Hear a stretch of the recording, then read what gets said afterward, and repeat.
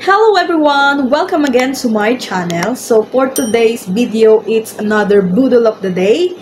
And mag-unboxing tayo ng double nozzle humidifier. So susuriin natin kung sulit nga ba ang pagbili natin itong humidifier. Tara, unbox na tayo.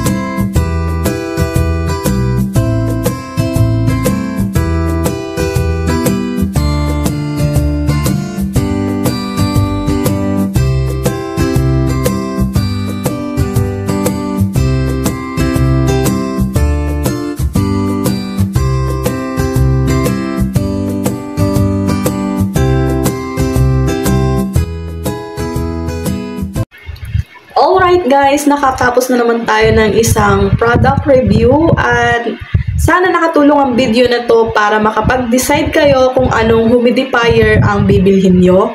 So ang humidifier na ito ay ang K8 double nozzle humidifier na may water capacity na 3,300 ml. So nakikita nyo naman, napakalaki. At meron din siyang 4 different colors na gradient lighting at may 3 spray modes na pwede nyong pagpilian. So, isi-switch nyo lang po siya sa likod. Pwede na kayong mamili kung anong spray mode ang gusto nyo. Ang first mode ay yung continuous spray.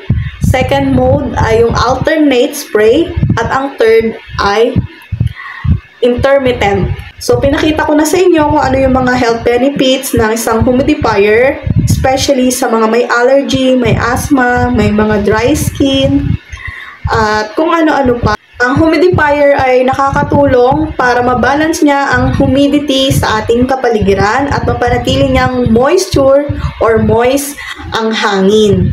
Plus, kung dadagdagan mo pa or mag-a-add ka pa ng essential oil sa ating humidifier ay mas mainam para ma-relax ang inyong isip at ang inyong katawan at masarap ang inyong tulog. So, mapapabango niya rin ang inyong kwarto.